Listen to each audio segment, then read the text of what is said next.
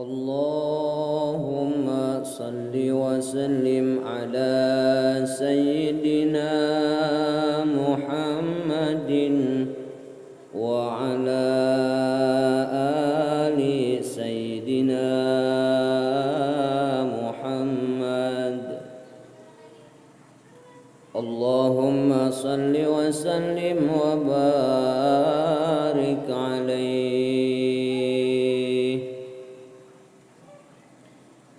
Memeh datang kiamah aya cirina, loba anak zinah eta sawarehna. Kurang hujan, kurang jadi pepelakan, boh di gunung atawa di pasawahan. Akibatna gunung-gunung digundulan, datang hujan banjir longsor kawalahan. Rejeng dohir pirang-pirang pamunkaran, ngelehkeun hak munkar siga bener pisan. Kaya jalma anu boga pamajikan, diinditkeun ka luar negeri sorangan.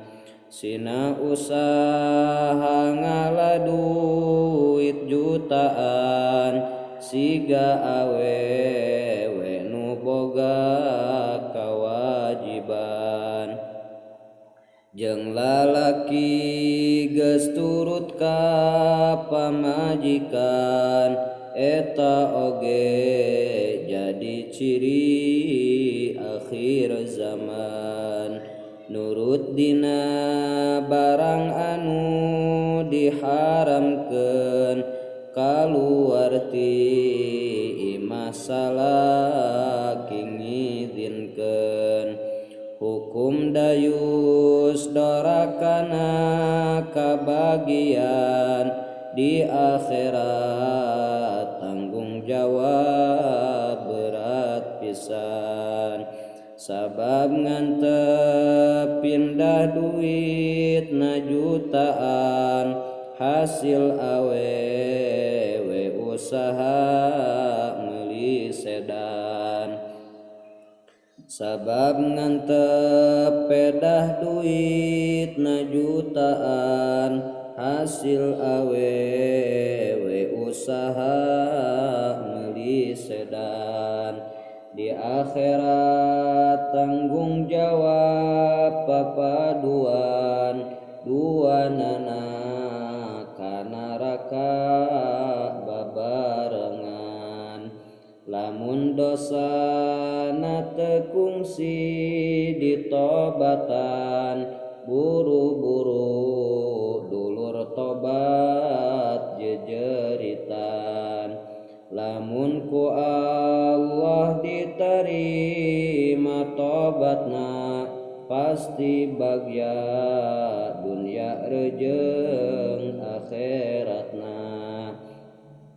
Tah nu ieu disebut pikapaureun, datang ajal tobat teu disampurnakeun. Sabab tobat lain wungkul ka Pangeran, hak adami anu kudu jelas pisan.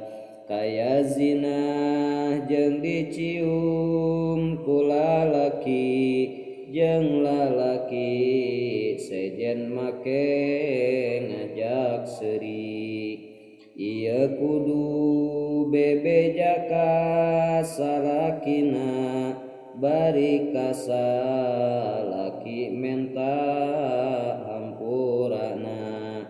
Nyapok abdi teh pan kungsi ditumpakan, ku hiji lalaki nu loba duitan. Kapan duit nu ti heula dikirimkeun, eta duit ladang abdi digeolkeun mun teu kitu hanteu sampurna tobatna tetep dosa moal lubar salamina rejeung ka indung bapana milaraan malah ka indung bapa wani maehan dina ciri akhir zaman eta loba kaya nginum arak jeung mabok narkoba jeung amanah titipan teu disampaykeun rejeung zakat harta banda teu dibikeun. Allahumma salli wa sallim ala sayyidina Muhammadin wa ala ali sayyidina Muhammad. Allahumma salli wa sallim wa barik alaihi. Memeh datang kiamah aya cirina loba anak zinah eta sawarehna kurang hujan kurang jadi pepelekan boh di gunung atawa di pasawahan akibatna gunung-gunung digundulan datang hujan banjir longsor kawalahan rejeung dohir pirang-pirang pamunkaran ngelehkeun hak munkar siga bener pisan kaya jalma anu boga pamajikan diinditkeun ka luar negeri sorangan sina usaha ngala duit jutaan siga awewe nu boga kawajiban jeung lalaki geus turut ka pamajikan eta oge jadi ciri akhir zaman nurut dina barang anu diharamkeun kaluar ti imah salaki ngidinkeun hukum dayus dorakana kabagian di akhirat tanggung jawab berat pisan sabab ngantep pindah duit na jutaan hasil awewe usaha meuli sedan sabab ngantep pedah duit na jutaan hasil awewe usaha meuli sedan di akhirat tanggung jawab papaduan duanana ka neraka babarengan lamun dosana teu kungsi ditobatan buru-buru dulur tobat jejeritan lamun ku Allah diterima tobatna